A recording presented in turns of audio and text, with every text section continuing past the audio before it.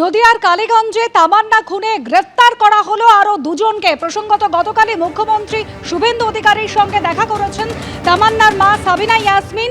আর তামান্না খুনে এবার আরো দুজন গ্রেফতার হলো। গ্রেফতার সাবির শেখ এবং জিয়ারুল শেখ।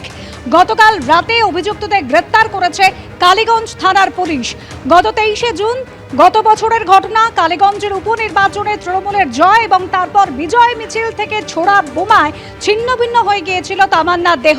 আর কালীগঞ্জে তামান্না খুনে আরো দুজন গ্রেফতার, সাবির শেখ এবং জিয়ারুল শেখকে গ্রেফতার করেছে কালীগঞ্জ থানার পুলিশ। গতকালই মুখ্যমন্ত্রীর সঙ্গে সাক্ষাৎ করেন তামান্নার মা সাবিনা ইয়াসমিন। সুবিচারের আশ্বাস পেয়েছিলেন। আর তারপরে তামান্না খুনে গ্রেফতার আরো দুজন। 24 জনের নামে অভিযোগ দায়ের করেছিলেন সেই সময় তামান্নার মা। 11 জন গ্রেফতার হয়েছেন। অধরা ছিল এখনো 13 জন, আর তারপর দুজনের গ্রেফতারি।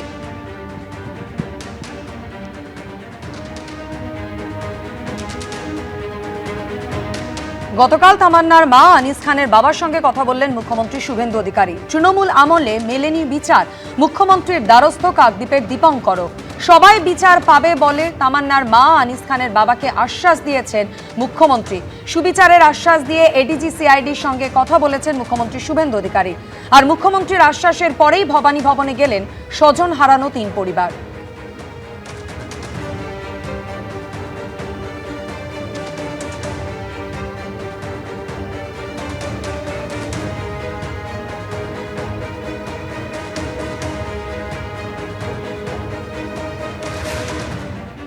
রবীন্দ্র সরোবর পরিদর্শন করলেন পুর নগরোন্নয়ন মন্ত্রী অগ্নিমিত্রা পাল। লেকের বিভিন্ন অংশ তিনি ঘুরে দেখলেন। তার কাছে অভিযোগ এসেছিল যে লেকের কিছু অংশ বন্ধ করে রাখা হয়েছে, যার ফলে ছোটদের খেলাধুলায় সমস্যা হচ্ছে। কেএমজে এর কর্মীরা তাকে ম্যাপ দেখিয়ে বোঝান লেকের কোন অংশ কোথায় রয়েছে এবং তারপর পুরো লেক ঘুরে পরিদর্শন করেন তিনি। রবীন্দ্র সরোবর লেক পরিদর্শনে এই মুহূর্তে আমরা দেখতে পাচ্ছি অগ্নিমিত্রা পাল। তিনি ই কার্টে করে পুরো লেক পরিদর্শন করছেন এবং আমরা যেমনটা দেখতে পাচ্ছি যে যারা সকালে এসছেন মর্নিং ওয়াকে তাদের থেকে জেনে নিচ্ছেন যে কোনো অসুবিধে আছে কিনা।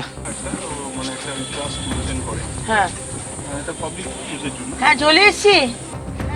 উনি যেটা দেখছেন শৌচাগারের কি অবস্থা। এখানে যারা মর্নিং ওয়াক করেন তারা বলছেন বেশ কিছু জায়গায় নোংরার সমস্যা আছে, আবর্জনা থাকে, বা যারা অনেক সময় সারমেয় নিয়ে আসেন সেক্ষেত্রে অনেকটা অপরিষ্কার হয়। সেই জায়গাগুলো পরিষ্কার করার নির্দেশ দিচ্ছেন পুর নগরোন্নয়ন মন্ত্রী।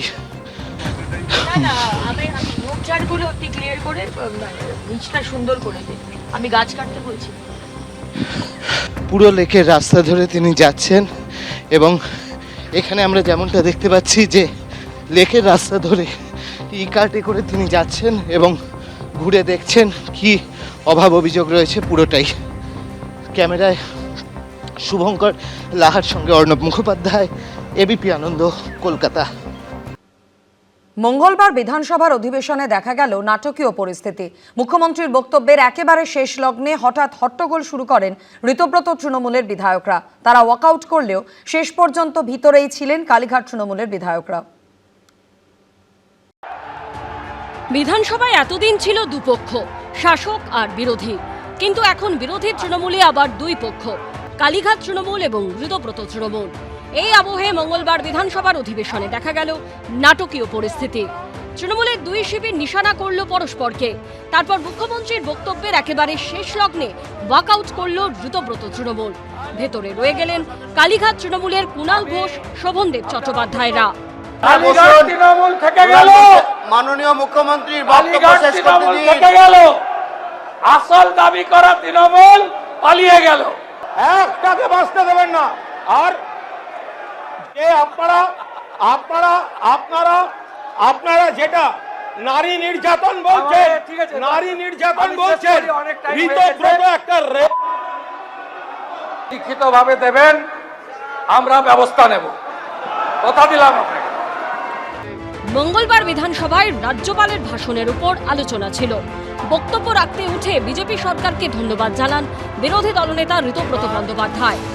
আমি সরকারের কাছে সরকারকে এই কারণে ধন্যবাদ জানাবো যে আমাকে অন্তত সরকার হাউসের মধ্যে বলেননি যে 10 বছর মুখে লিউকোপ্লাস্ট লাগিয়ে বসে থাকতে হবে। যারা দুর্নীতি করেছেন, যারা অপরাধে অভিযুক্ত, তদন্ত হোক স্যার, কোনো সমস্যা নেই, কিন্তু যারা কোনো কিছু করেননি তাদের মিথ্যা মামলা কেন স্যার দেওয়া হবে? জবাবে 2021-এর ভোট পরবর্তী হিংসার প্রসঙ্গ টেনে আনেন মুখ্যমন্ত্রী শুভেন্দু অধিকারী। যে অত্যাচার আপনারা করেছেন 21-এ, এই অত্যাচার কোন সভ্য দেশে হয় না। আপনারা হিসাবটা শুধু দেখলে অবাক হয়ে যাবেন যে পশ্চিমবঙ্গে কি ধরনের অত্যাচার আপনারা করেছেন। আমি আপনাদের মুখে নিকোপ্লাস্ট লাগাবো না, আমাদের দিকে আঙ্গুল তোলার আগে আপনারা যা যা করেছেন সেগুলো বলার পরে আঙ্গুল তুলবেন। মুখ্যমন্ত্রীর বক্তব্যের একেবারে শেষ লগ্নে হঠাৎ হট্টগোল শুরু করেন দ্রুতপ্রত তৃণমূলের বিধায়করা। ওয়েলে নেমে পড়েন তারা। কোনো লাভ হবে না, আমরা জিতে এসেছি মানুষের জন্য, মানুষের কাজ করব, মানুষের কাজ করব। মাননীয় মুখ্যমন্ত্রীকে বক্তব্য শেষ করার সুযোগ দিন। মাননীয় সদস্যবৃন্দ, বসুন। মুখ্যমন্ত্রীর বক্তব্যের প্রায় শেষ লগ্নে এসে আচমকা ওয়াকআউট করেন দ্রুতপ্রত তৃণমূলের বিধায়করা। পালান পালান পালান পালান, শুনতে খারাপ লাগছে, পালান। সবাই যাবে তো? সবাই যাবে? যান যান যান যান যান, হয়ে গেছে, শুনতে খারাপ লাগছে, যান যান।